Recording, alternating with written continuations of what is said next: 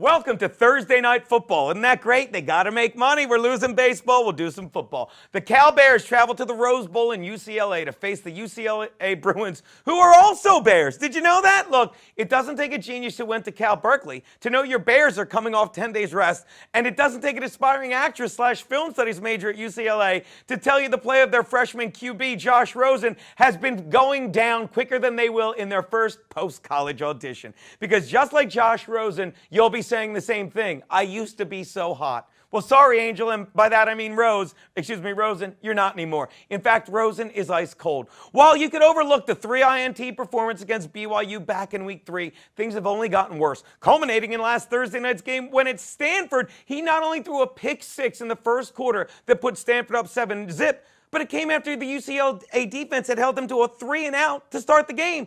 Then a third-quarter interception deep in Cardinal territory against a preventee that was practically begging you to score shows how poor your decision-making has become. I just can't see the Bruins overcoming this and covering, let alone winning, unless they play a perfect football game. And even if they do, this well-rested Cal team, led by, in my opinion, a much more legit QB in junior Jared Goff, is going to be tough to beat, especially when you consider their only loss came 2 weeks ago against a very good Utah team that, unlike any story John Smith of the Mormons will tell you, are very much for real. Look, through his first 5 games, Goff completed 70% of his passes, threw for 1,630 yards, 15 TDs, and 4 INTs, and suddenly he's in the Heisman Trophy conversation, which I'm sorry, Mormons, still offended by the last joke, but I put a lot more faith in those stats than in the last game where he completed barely half his passes and threw 5 picks in the first half against Utah, turning the ball over more times than those chicks from the opening joke. Look for Goff to find his favorite target, Kenny Lawler, all night against UCLA.